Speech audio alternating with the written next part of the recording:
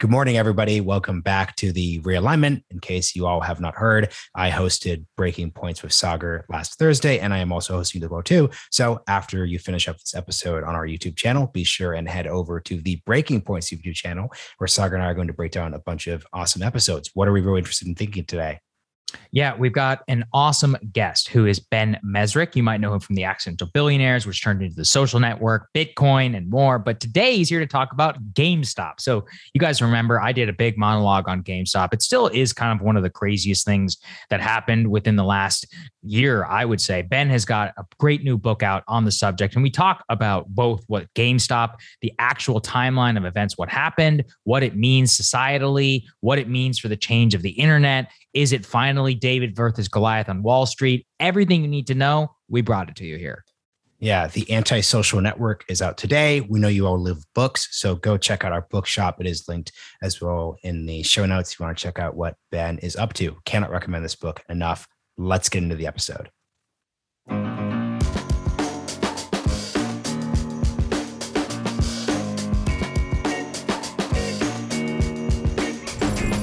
Ben Mezrich, welcome to the Realignment. Thank you so much for having me. Appreciate it.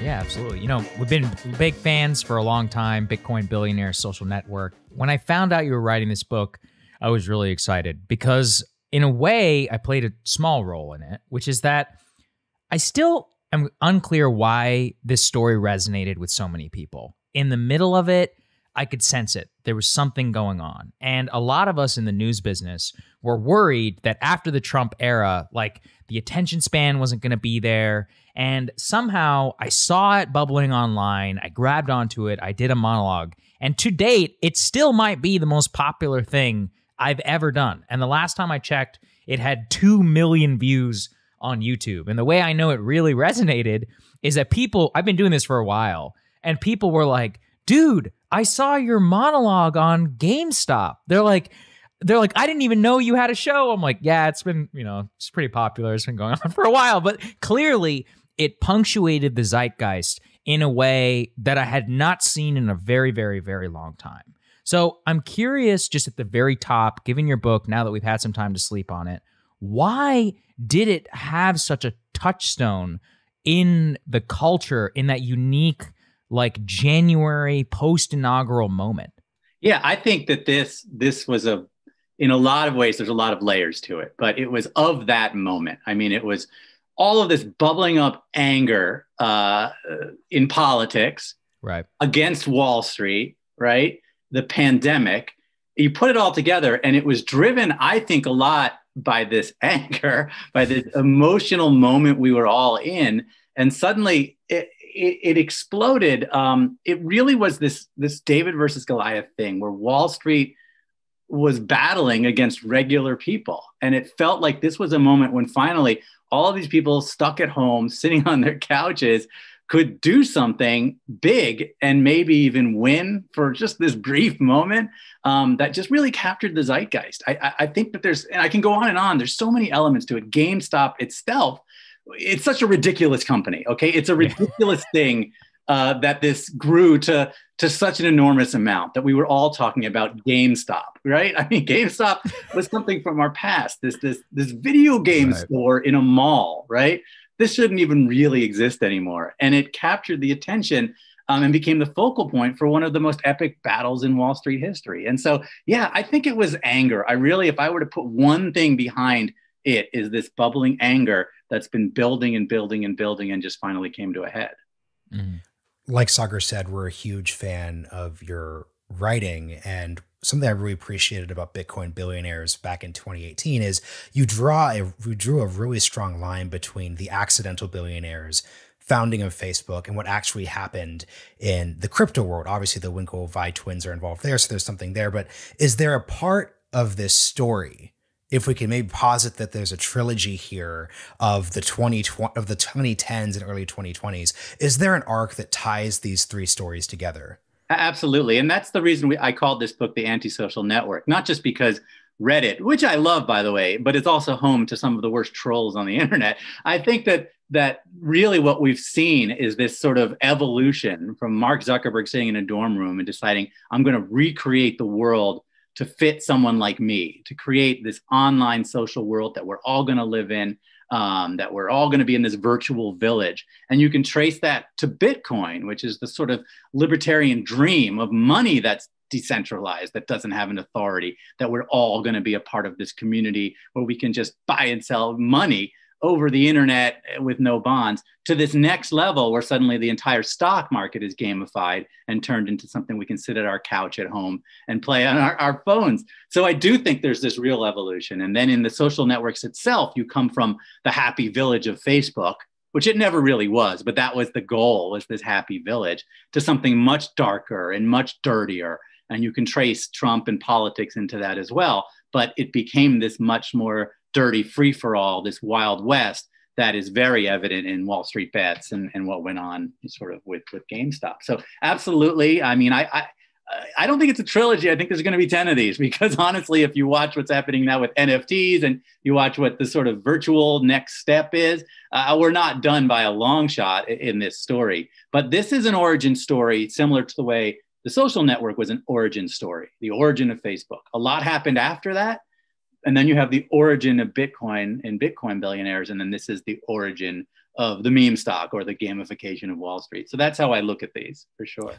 It's interesting. I didn't think about it that way, but the gamification being mainstreamed actually does have pretty big sociological consequences. Like when my barber asked me about SafeMoon, and I'm like, don't do it. But I'm like, that's clearly, there's something that penetrated that is making people pay attention. But let's start actually then with the actual mechanics of what happened. January 25th, that week, what was actually going on in terms of the timeline of events of how this all went down? Sure. I think we would go back a little farther, and I would start with this dude in his basement, guy from Brockton, Keith Gill, calls himself Roaring Kitty on YouTube, DFE or whatever you want on Reddit. And this guy fell in love with the stock. He was a lovable loser in a lot of ways. And I think he's done an amazing thing, but he was a guy in his basement who was playing stocks like so many people were.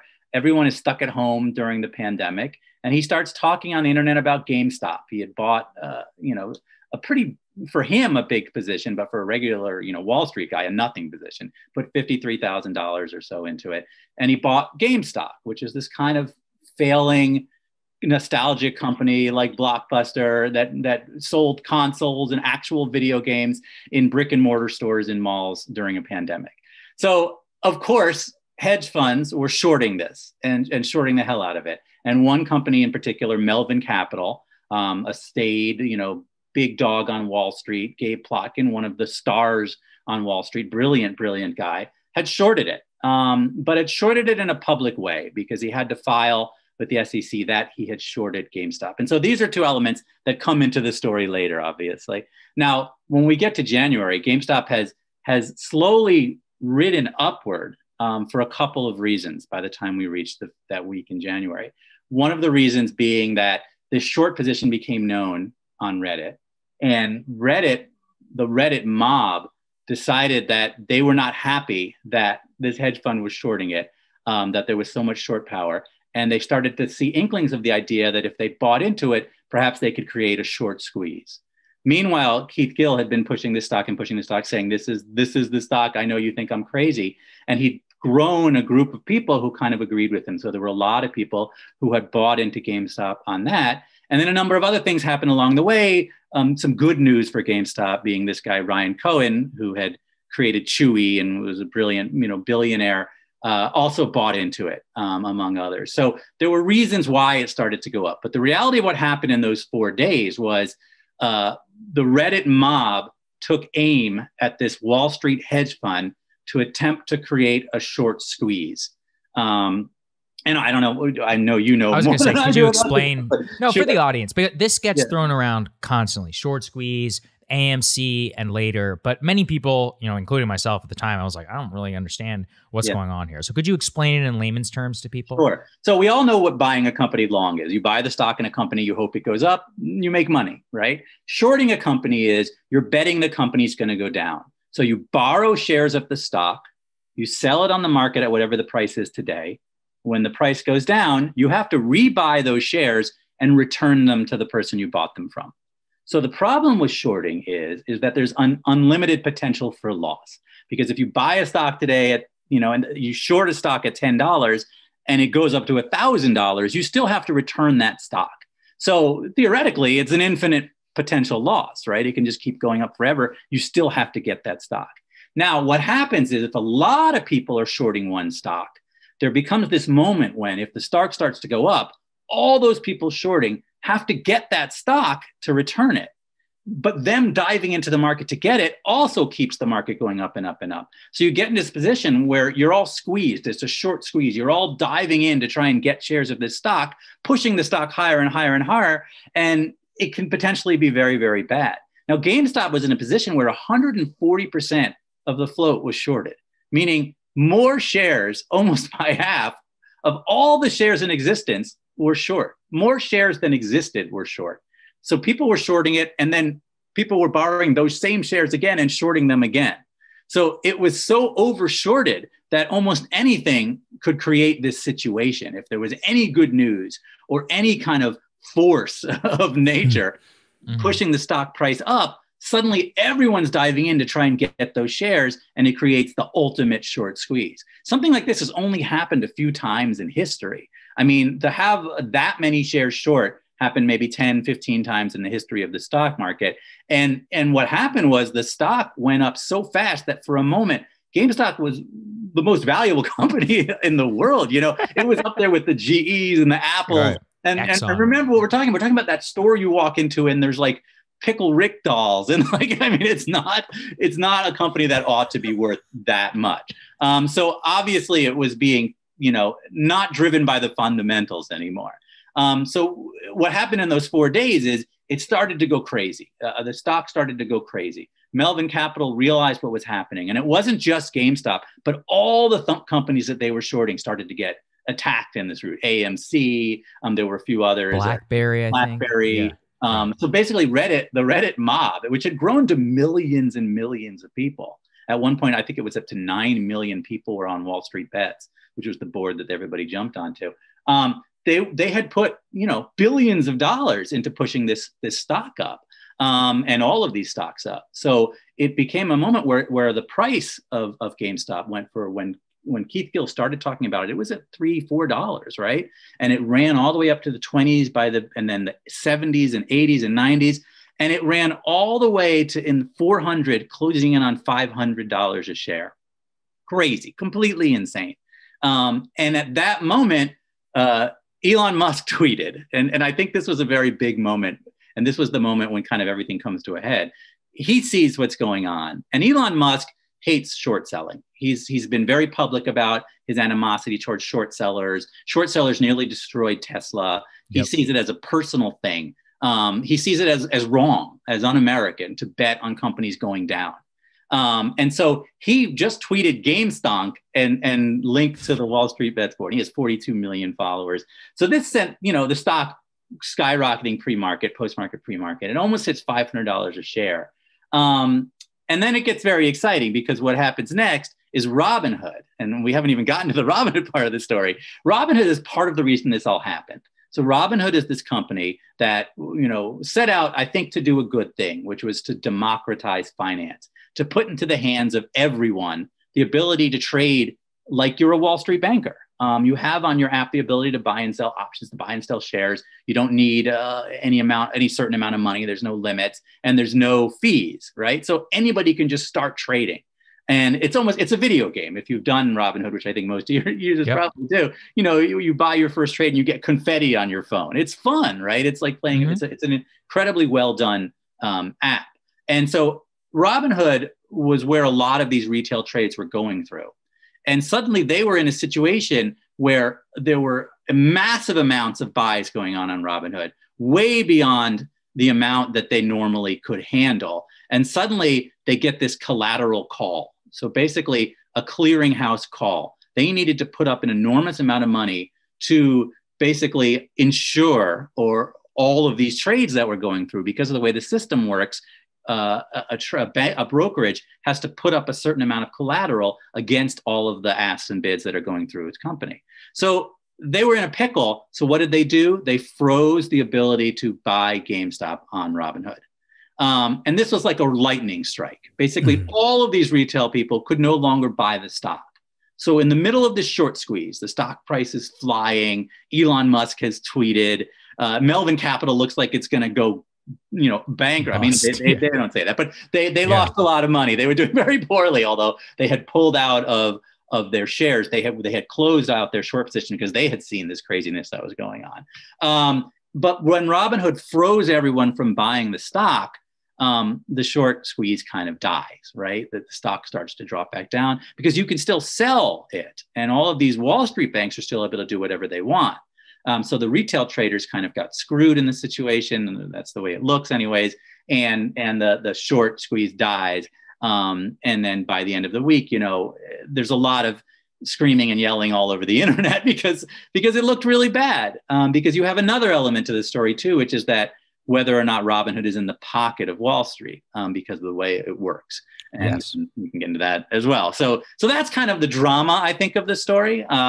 So many layers to it. And I think if you read the book, you can see it from a lot of different angles. Yeah. Before we get into those layers, I just want to ask you the narrative question here, because here's where my skepticism comes in.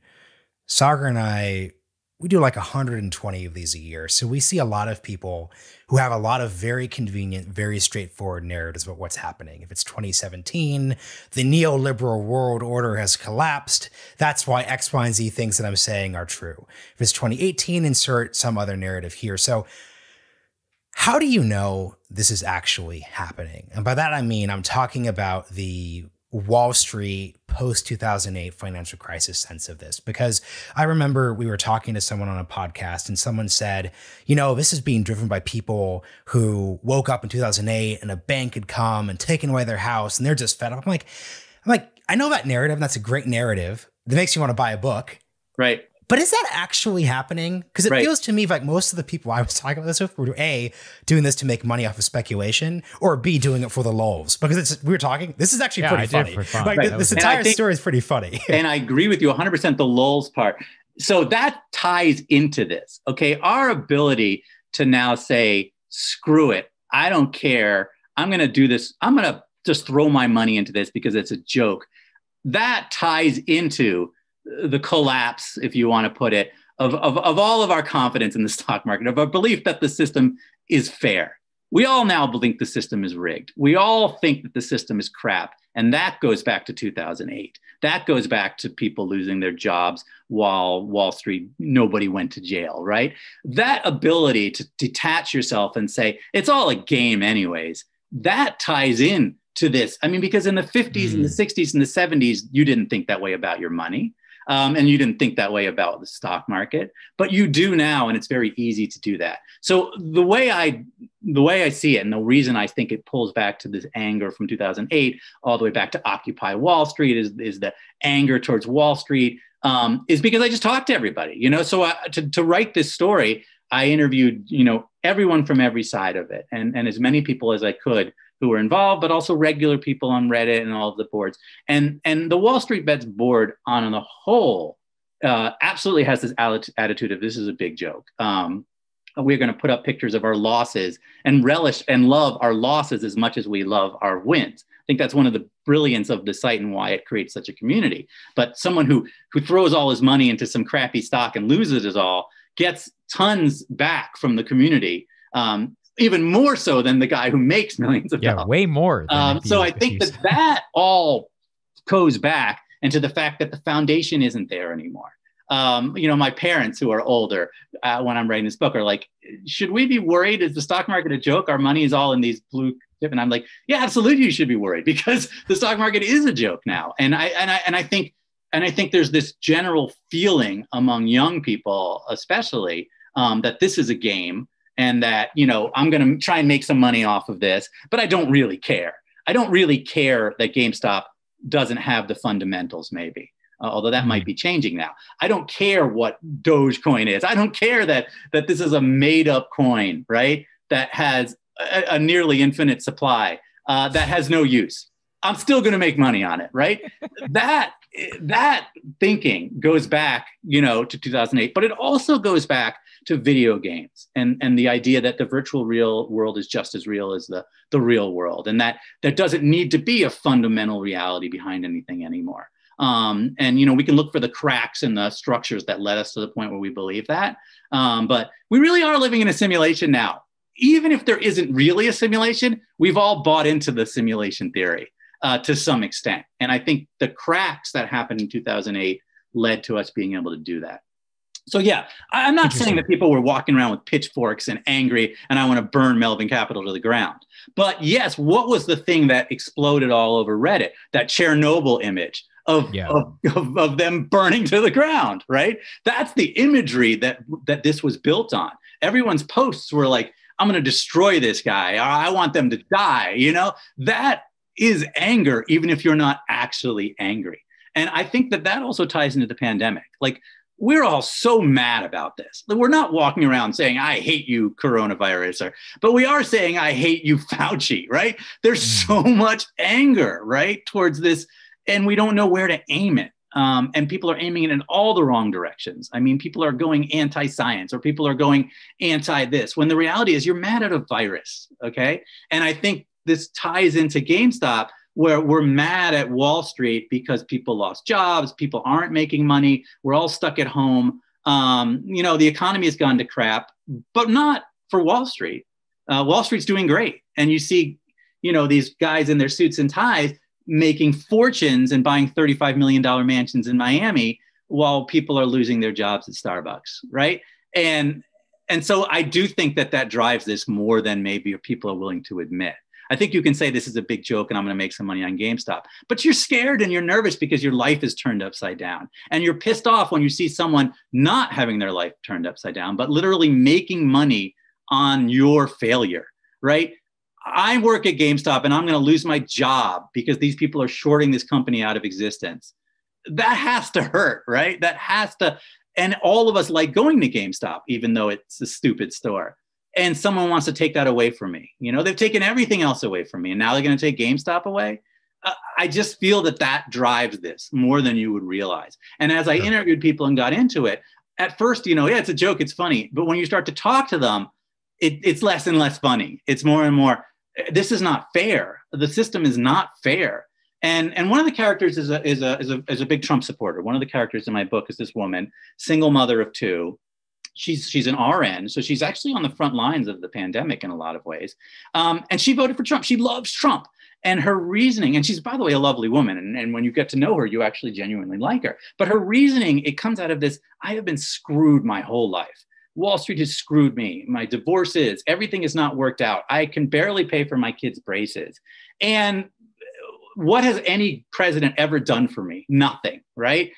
I could vote for the right person who says all the right things, and my life doesn't change one bit. And so there's this feeling, this wanting to tear it all down, right? To do something different.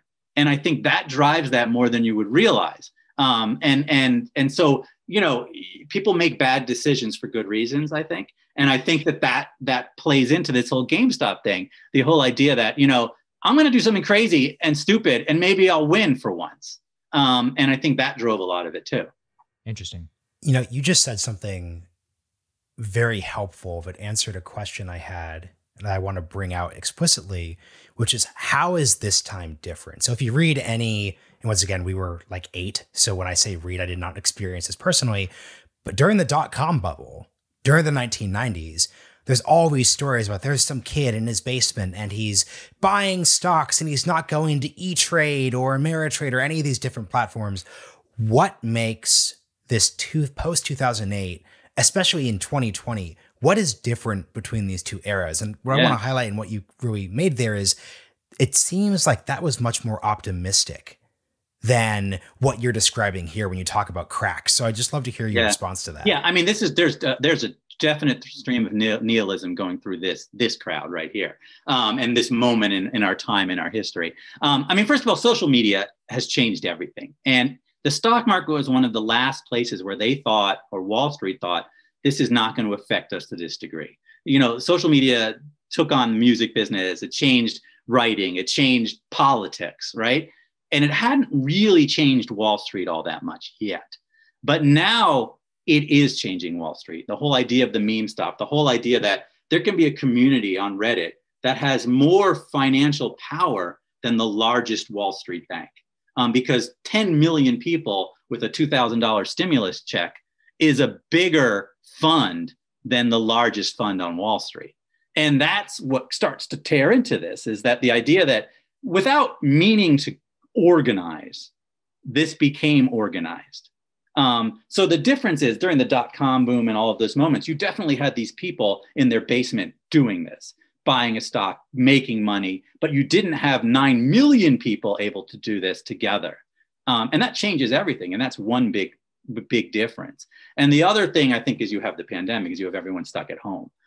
So the same way we all watch Netflix until they've run out of shows, everybody was trading stocks and day trading, something that used to be something that a very few people did.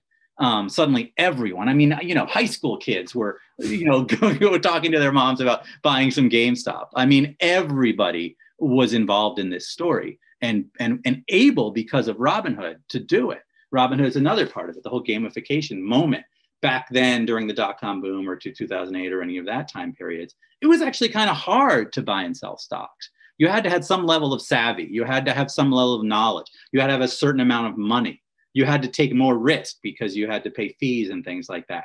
I remember what opening an account was like 10 years ago. Opening a trading account was the biggest pain in the ass. Yeah, it's a pain in the ass. Right. And it was hard. And you had to have, if you were young, you had to have like some other people's money backing your money because you couldn't put enough money in to do it, right? So you basically were on your parents' accounts and things like that. Today, college kids can open a Robinhood account, right? Today, right now, with a couple $1,000s in the bank. So it's become what sports betting was in a way, but legal. Sports betting, people were figuring out how to do it, even though it wasn't entirely legal, or you had to do it with offshore accounts. Now, with an American bank account, you can open an account on Robinhood instantly and buy and sell stocks. So this is a very new moment that I don't think Wall Street has totally taken into account yet, or totally figured out how to deal with it going forward. But this is really just the beginning of this. The idea that, a place like Reddit or Facebook or Twitter can move markets is something that we're really just starting to understand. I think crypto shows that as well. I think crypto is moved entirely by social markets and social media. I think you're completely right. And there's obviously no fundamentals behind something like Dogecoin. Bitcoin may be a little bit more fundamentals, but the reality is the whole idea of something fundamental doesn't really exist anymore. It's much, the social aspect of the stock market is going to overwhelm and become more important than everything else. And how companies are going to deal with that going forward, and how the SEC is going to deal with that, how that's all going to come, all these decisions are going to have to be made. I want to stick a pin. It affects everything, I think. Short selling is a perfect example. Short selling is going to become more and more dangerous and more difficult, even though you can make very good arguments for it, right? There's a place for revealing when a company is doing poorly, or revealing that a company is fake or shouldn't exist. I mean, the Theranos trial is going on right now. There are moments when someone needs to pull the plug on something and say, look at this. This is ridiculous. But shorting a company during a pandemic can be looked at very negatively because there are ethical and moral quandaries to this that I think are not fully explored by people on Wall Street, but are definitely fully explored on social media.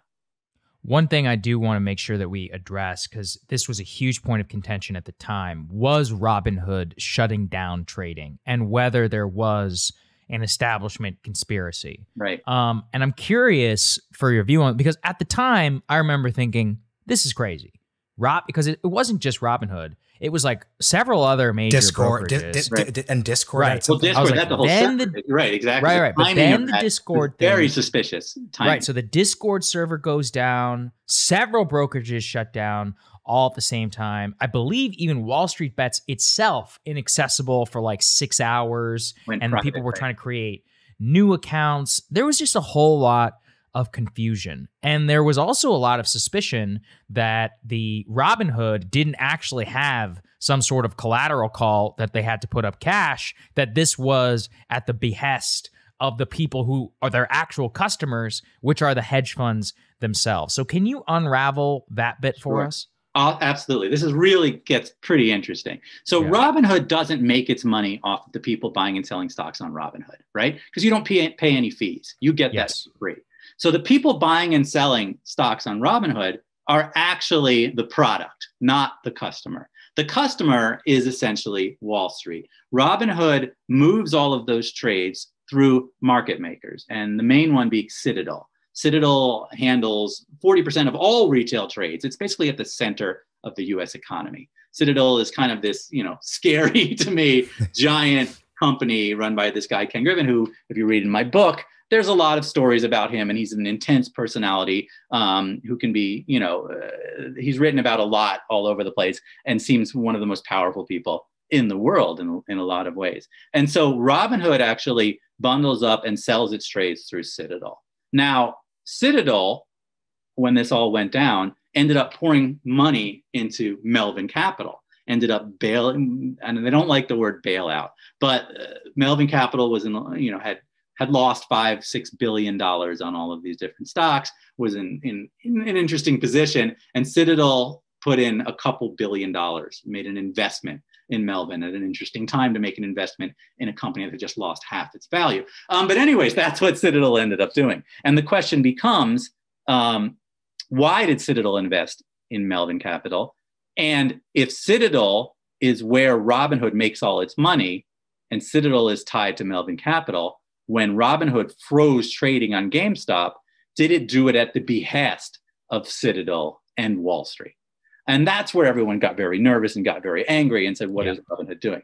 Now, Robinhood says what actually happened was they have a collateral responsibility. When a certain amount of trades go through, they have this clearing issue.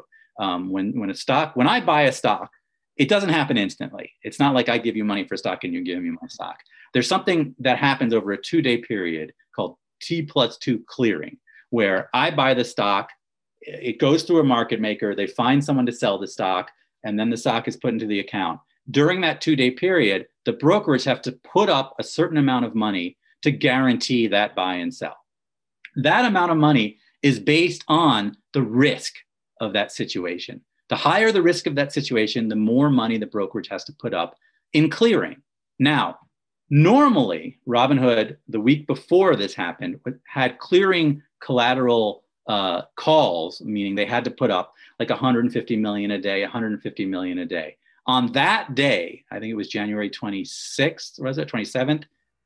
Somewhere in that week, their clearing collateral ask was $3.7 billion. So suddenly they had to come up with, and it was a 5 a.m. phone call. You get a 5 a.m. call from the Federal Clearing Commission saying, you need to put up $3.7 billion. They had in their coffers $700,000, somewhere in that order. So they needed to come up with a few $1 billion, or they had to stop. So basically, no one would be able to buy and sell anything if they didn't come up with $3 billion. Now, you can ask, why don't they have $3 billion if they're putting all of these trades through? Why can't they access $3 billion? I mean, there are plenty of banks that know that they're good for it. The trades are there. They're log trades. So it's not like the money's not going to come back to them. And I think those are fair questions. Was their only choice to freeze trading? By freezing trading, they lowered their collateral cost by, I think it was $2.2 billion. So they were able to pull their way out. And they raised $1 billion, right? And then they raised $1 billion. So they were fine. And then they say this could never happen again because now we have enough money. But you wonder, was that really their only choice? Or did they panic? Or did they think, or did someone make a phone call? Now, I personally think it's unlikely that Citadel would put their foot on them like that. I just don't think it's necessary. And just like in any, they're the house. The house doesn't need to game the system to win. Citadel's always going to win. And so it's unlikely to me that there was only any real conspiracy there.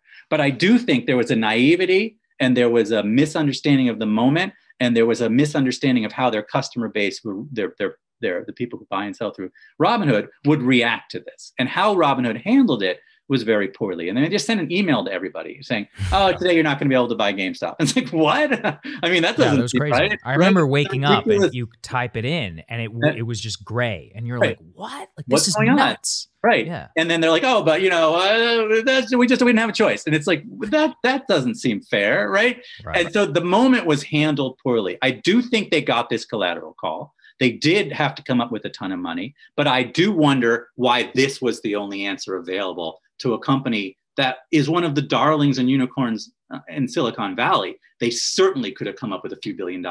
I mean, Melvin Capital came up with $2 billion within a day, right? And they're just, they're not the major brokerage in this whole thing. So I do think there were other options available to Robinhood, but I don't think there was a conspiracy to screw the retail trader. But I do think, again, Wall Street did benefit from this, and they certainly took the opportunity. Not Melvin. Now, Melvin had already closed out of their shares, but there were plenty of other people who were short who ended up getting out of this because of this situation. And a lot of people, regular people, lost money. Maybe GameStop will get back to $500 one day, but what is it, 200 something or wherever it is now in the 200s, or we'll see. But it's a lot of people did get hurt because they had bought on the way up thinking this was going to go all the way to 1,000. So yeah, I don't think there was a conspiracy on the part of Wall Street, but I do think there was a lot of messy, orchestrating. The way they did it was very poor, and the communication was awful. And I think that those things were part of the problem. Now, Robinhood says, "Look, what if we had said you can't buy or sell the stock? Would you be happier?" And I think that would have been even worse in a way. If you were locked into your position on Robinhood and couldn't sell, that would be worse. So that's the reason they only stopped the buy side and let you still sell. But visually, it looks bad because it looks like we're letting people sell down the shares. We're not letting people buy it back up. So we're killing the run. And it did kill the run. It wasn't just Robinhood, a lot of companies. But now let's add in the Discord thing. Coincidentally, Discord, where all these people are gathering, shuts down, saying that there was bad language. Now, there had always been bad language, right? Okay. And Ben, quick thing. Could you explain the context of I think everyone gets Reddit. Not everyone gets Discord. So Discord is like, it's similar to Reddit, except for it's based around certain things that people link together. People go on and talk about this and communicate about this one thing. But it's much, I think, I'm not that knowledgeable about Discord, but I think it's more of a free for all. I think there was a lot worse language and a lot worse. I mean, it gets pretty dark in some places, and as does Reddit as well. And I think that they decided to cut down on all of that at that moment. And that feels weird. It's like, why did they feel a need at that moment to shut down the ability to communicate around GameStop when they, could have happened 10 days ago or 10 days forward? And then WallStreetBets at the same moment goes dark or goes private for a short period of time. Now, part of that was because such a huge amount of interest, so many people joined on at the same time. It went from a few million to 9 million users in like a day. So you can kind of understand why they can't handle, they're no longer able to watch what's going on the site. It's just complete madness. But it did all seem to come to head at once. So in a lot of ways, it was a perfect storm of attention, drove all of these things to happen, and you can't really fault anybody. But at the same time, you start to wonder why it all seems to go to one side, why it all looks like it's the retail guy who's getting screwed and Wall Street doing well when things start to go bad. So I don't know. I think conspiracy-minded people among us will definitely see a link there and wonder if somebody made a call to Discord and what are their financial backers and that kind of thing. I think the reality is much more like there was a lot of angry people screaming and yelling, a lot of racist, negative things all over Discord, and Discord knew they just couldn't let it be a free-for-all, and so they just shut it down. That's probably what happened. Well, and here's a good way of tying it all together, especially with your point that you can't really blame any one individual or institution. What you can do is blame a system. You could blame the broader structure. And earlier you were talking about legality, and you said, for the first time ever, normal people can trade like they're Wall Street banks. And the obvious question, and I'm not trying to advance a position here, but it's the clear pushback, which is, should this be legal? Because ultimately, everything we're talking about is a social construction. There's no natural stock market. There's no natural Wall Street. There's regulations. There's an SEC. How do you just think about that fact there when it comes to whether or not people should be doing these things or shouldn't be doing these things? Because you could be a libertarian and say they should be able to, but even libertarians must acknowledge that even that is operating within a constructed system. So it's somewhat philosophically difficult. Right. And this is great. Listen, this is something where I have two minds about this. Part of me, I go back to gambling and online poker and all this stuff, which I've written about a lot in the past. Part of me is like, this should be free for all to some extent. I mean, people should be free to do what they want with their money, but as a rational adult now with kids, I look at this very differently. And I think what's happened with Robinhood and Wall Street and turning it into just a massive legal casino is scary and dangerous if people don't realize that's really what it is. And I think, Robinhood, the way the app works is too easy and too fun. And I think there's an element of casino, of the way a casino works in what they're doing, and it's purposeful. I mean, I think that they developed their app in a way to give you that casino feedback. When you buy something, it makes you happy to use your money. And that becomes very, very dangerous because it's working on your mind in a lot of different ways that it's not just your rational mind. So on the one hand, I definitely think everyone should be able to use their money how they want to use their money, as long as they're over the age of, let's say, 21. I don't think I have problems when it gets into high school. I know now I keep seeing ads for trading accounts aimed at high school kids and things like that. Yeah. And I just can't see that being a good thing. It's just not. Gambling is great fun if you're an adult, but it's also really dangerous. And in a lot of ways, gambling is a worse addiction than drugs, because you go to rehab and you get off drugs and then you're done, but you lose your house. You don't get your house back, right? If you go down the gambling rabbit hole, you can't recover because you don't get that stuff back. And so the problem with the stock market becoming a giant casino and everyone having access to it is that we're not all going in there with the same education, and we're not all going in there with the same knowledge of how the stock market works and all of the tricky things that are going on behind the scenes. Like a rational person getting into the GameStop thing would know, look, this is a short squeeze. It's very exciting, but a lot of crap can happen here. Stocks get stopped, right? People stop trading. The stock market gets stopped all the time. Robinhood's IPO stock got stopped multiple times during the day. But did everyone know that could happen? Did all the people I interviewed, the 22-year-olds who were buying GameStop, know that they could stop the stock from trading? I don't think they all were even aware that could happen, right? And so we're not all going into this with the same level of knowledge. There needs to be an educational aspect to it, I think. Just like getting a driver's license, before you should throw your money into something like this, because it's dangerous. I think that Robinhood's idea of democratizing finance, giving everyone the tools of Wall Street, we should all be on a level playing field.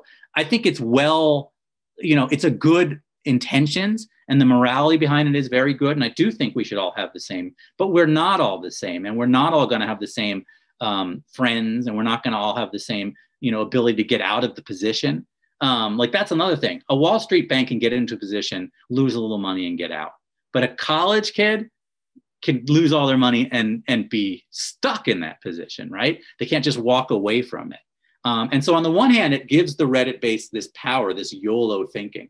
I was explaining YOLO thinking to people the other day. The idea is that if you have a ton of money, it actually is harder for you to take risks because you don't think of it the same way. You have a lot more to lose. But if you only have $2,000 in your whole life, you don't care about earning 10%, right? Mm-hmm. You know that 10% makes no difference in your life. You need to make 10x, okay? So when you put your $2,000 onto Wall Street, you're not happy doubling your money. Doubling your money, you don't just get out. Nobody gets out at double their money. They want to get 10 times their money. And so this is a very different mindset than what's going on in Wall Street. A Wall Street firm that doubled its money is incredibly happy and they are getting out. But a guy on the internet who puts $2,000 into GameStop wants to walk out with $20,000. And so they're willing to hold and go YOLO, right? We're going to hold it all the way to 1,000, right? Which is completely insane. But that's the way that they're thinking about it, because frankly, making $2,000 on your $2,000 isn't going to move the needle for you. Doesn't get you out of the problems you have. It's not going to change your life in any way. And that's another thing that Wall Street doesn't take into account. These 9 million users who each put $1,000 into GameStop aren't getting out when the stock goes up $10, right? They can have diamond hands because for each one of them, it's meaningless. But for a Wall Street bank that puts $1 billion into something and it goes up 20%, we made our 20% and they can hop out. Right. And so it's a very different mindset. So in the end, I don't have a clear answer to your question, but the reality is there has to be some level of control. There has to be safety measures. There has to be a level of education. There ought to be, a fair amount of watchdog regulation over just thousands and thousands of people being able to put all of their money into Wall Street. I think it's dangerous. I think in a weird way, the barriers of entry before did make it safer for regular people. So I don't know. And that's the most controversial take, but frankly, kind of one that I've come towards. And I know I'm supposed to be like, look, if they can do it, why can't we do it? And it's like, but like you just said, whenever you lose it, when they lose, they don't really lose. Like Gabe Plotkin, as far as I know, is still a billionaire. And his company got refunded, and right. He's too fun. He raised a second fund. He's good. And if you lost your life savings in GameStop, you're not good. That's actually really bad. Right. Also, I do believe in freedom. And this is something that you said, which I want to take this kind of your thesis and push it forward, is the crypto space is where I see the natural evolution of all of this. And, I will confess, I very much was on the side of the quote unquote retail trader, but where I really started to get concerned was around Dogecoin and NFTs. Because, I read your book on crypto. Marshall and I know plenty of very serious-minded folks who can articulate the best Bitcoin case that you'll ever imagine around money supply, about freedom, about democratizing finance, decentralizing, away from the establishment, the ability, all of the cliches. But then Dogecoin comes along and actually number go up really is a very, crude way of basically just saying what investment manager portfolios tell all their rich clients, which is that, within this market, you can expect X amount return. And it did kind of take the veneer off of that. So I guess what I'm asking is, when we look to the frontier, and right now, as you and I are talking, we see this NFT craze. Yeah. We saw Dogecoin go up and crash. We saw SafeMoon or MoonCoin or whatever it was. TikTok, embraces one thing. And many of the people who kind of made their bones in GameStop with the credibility are just outright pushing this stuff with real financial interests themselves. That's where I think about the dubious legality of it, because there's no barrier to entry. If you have a bank account, you can go online and you can buy every single one of these things. Right. There's no regulation on it whatsoever. And I fear a lot of people are going to get fleeced. I mean, listen, it's a really intriguing topic. And I think that when you look at Dogecoin, you're definitely seeing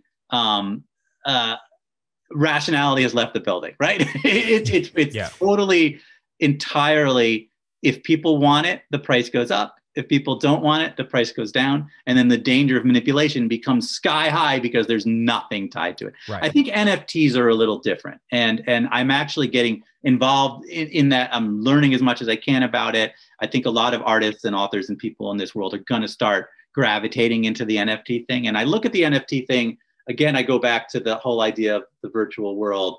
My kids would much rather spend their allowance on clothing for their Fortnite character, who doesn't exist, right, than to buy real things. They would much rather buy presents on video games.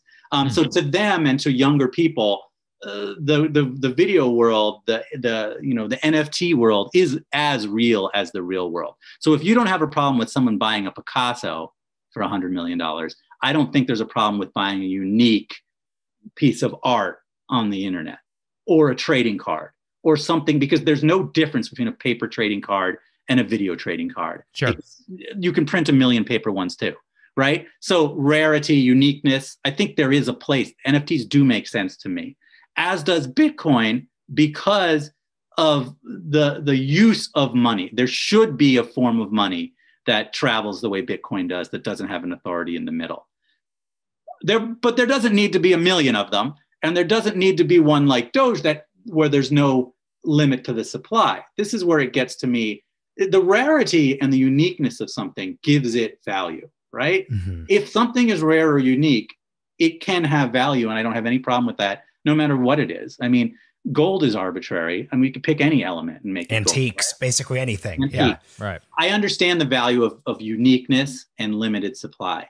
But when you get something like Doge, it's simply manufactured value by people talking about it and by fame. I guess you could say its value is that Elon Musk likes it, right? You could say its uniqueness is that Elon Musk and Mark Cuban are talking about it.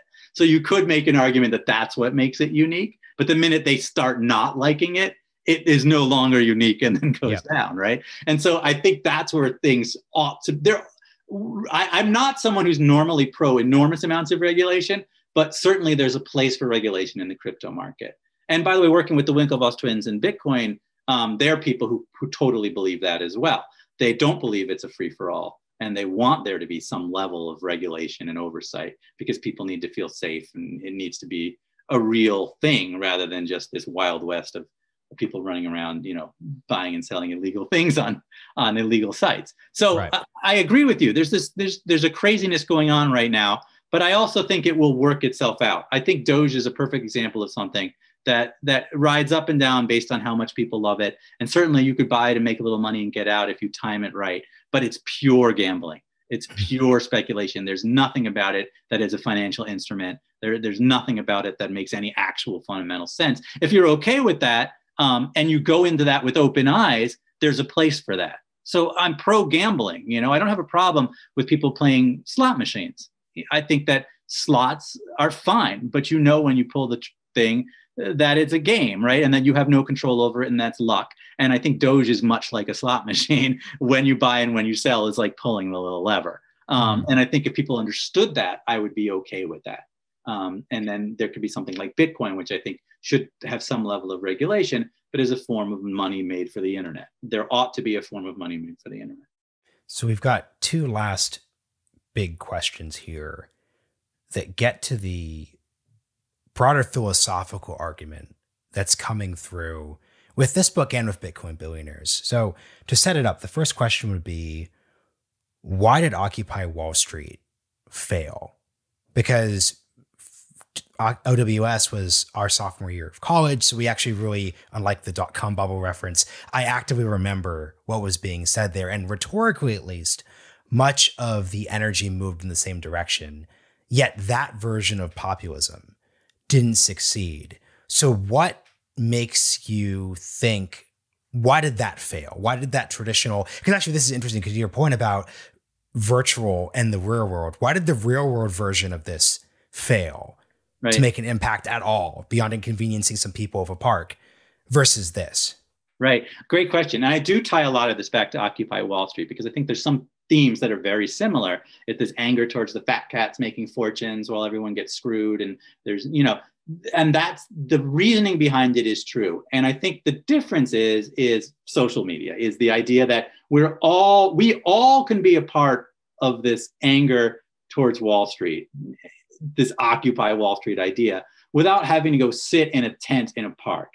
and the visuals of that, I mean, it was scruffy, ridiculous people that we don't all agree with those people, but we agreed with their sentiment, and nobody wanted to, like, I don't want to go block a park because I'm angry at JP Morgan, but I do want to make a fortune on GameStop because I'm angry at JP Morgan. Mm-hmm. I think there's a lot of differences in the ability to have regular people organized in a very large fashion and have a real shot at taking part in something like that without actually having to go out there and do it. I think we've seen real life protests that have made change, right? But they have to be enormous. They have to be, the whole, world has to erupt over something to make any actual change. And it only makes little change.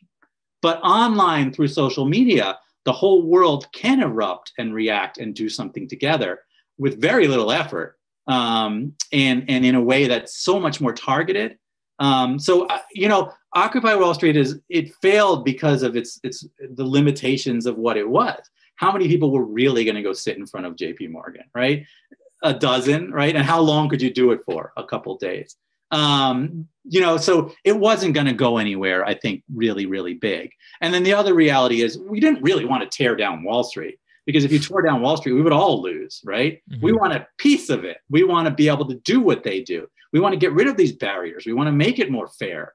I want to have a shot at being able to make money on Wall Street without all these dirty things going on behind the scenes that I have no control over. And that is what GameStop showed us we could do.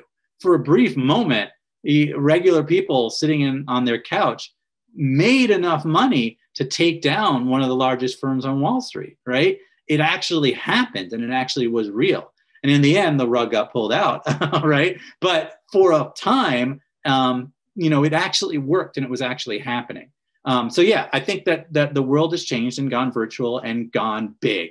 And we are sort of becoming that interconnected world online that we're not really able to do in person. And even less so during a pandemic, to be honest. During a pandemic, it's less likely that you could get, a movement against Wall Street going in the streets of New York that would make a difference. But you could, in a very big way, do it through the internet, because we were all sitting on Zoom and on Reddit and on everything like that. Right. So yeah, it was a moment. It was the moment in time, I think, that's changed. Yeah, and my last cue here before I throw to Sagar is, if we're looking at this 2010s tech inevitability narrative space, one of the things that I think in retrospect we all agree was incorrect was the idea that these revolutions are inherently inevitable. It's hard to look at the Chinese tech market right now and think, oh, hey, like the internet and decentralization are these forces which are always going to knock down the pillars of the establishment, all these different parts. And this has only been something over the past 2 or 3 years here. But I'm just curious, how do you think of the inevitability aspect when we're talking about revolutions? Because I think the real thing we could really understand is that when we, and I'm saying we as in the royal we, were saying in 2011, 2012, wow, look at social media, look at this, and that. It has all these results. People who thought they were giving neutral analysis were actually putting their fingers on a scale in a way they did not realize they were. Right. I mean, it's a really big, difficult question to ask. Is decentralization really coming? Is it inevitable? Are we really going to get to the point? Do we always work towards a more open, more free society is a question, or do we not? Is it more like ebb and flow? Is it more like, does it go like this, right? It opens and closes and opens and closes. I think certain things are inevitable. I do think once you open the box, the Pandora's box of the internet, there is going to be this push for all of us to be online more and more and more. I think there's going to be this push. You can't control things to the point where China tries to control things forever. So I do think there's an inevitability of some level of decentralization, freedom, things like that. But I do think, to your point, you look at what Facebook wanted to be, which was this village that everyone gets to be a part of, and what it became, which was the silo, right? Facebook, Google, whatever, became silos rather than became open spread because they were in competition. The only way it really becomes open is if one of them takes over everything, and then everyone's a part of that one unit. And then in a weird, ironic way, that's what makes it decentralized. One person. So if China took over the world, we would end up in an open one world society. But you're right in that there are ebbs and flows in this more than an inevitable drive in one direction. But certain things, and I look at crypto, for instance, I just can't see a way that this doesn't succeed. Not just Bitcoin. I don't know about the price in Bitcoin and that like that, but the idea of a decentralized form of money isn't one country's money. I mean, we all read science fiction as a kid and everyone used credits in the future. They used one form of money. I just see that happening, and I feel like we move towards that. And social media too. We all live more and more online, and we live more and more in this virtual world. So I do think we are moving into this virtual reality, essentially, more and more and more. But in between now and that point in the future, there's lots of ups and downs and ups and downs. And I think the pandemic threw a wrench in a lot of this. I think the pandemic moved a lot of us back towards isolationism, towards authoritarianism, towards China, the way they run their economy and their country, because the reality was this virus came through, and the things that worked need authority. they need a centralized structure to it. You need a centralized structure if you're going to have vaccines. You need a centralized structure if you're going to have quarantines. And so we're not. The libertarian dream doesn't work in a pandemic. Well, it does, but a lot of people die. And the libertarian dream doesn't work during mayhem and during periods of complete chaos, because people start to think for themselves and do things for themselves, and it becomes a free-for-all. So yeah, you're right. I mean, I think it goes like this until you reach utopia, and maybe you never reach utopia. But right now, if I look at social media and I look at crypto, I think we're moving towards, this inevitable decentralization. If I look at the world as a whole, it's a much harder, complicated question. I think that's a perfect place to end it. Ben, it's been just such a pleasure talking to you. We really appreciate it. I'm really, I think the book, it just really picks up on all those themes that you've already written about. Like I said, been a big fan for years. We're going to have a link down in the description notes for everybody to go and buy the book. Is there any place that you would like to direct people? Anything else? No, I mean, listen, any of your local bookstore is always great. I love Amazon too. Talking about our future world. Amazon is definitely our future. And you can find me on Twitter or wherever, just Ben Mezrich. So hope people enjoy it. Thank you. Thank you, Ben. Thanks, Ben. I appreciate it. Yep.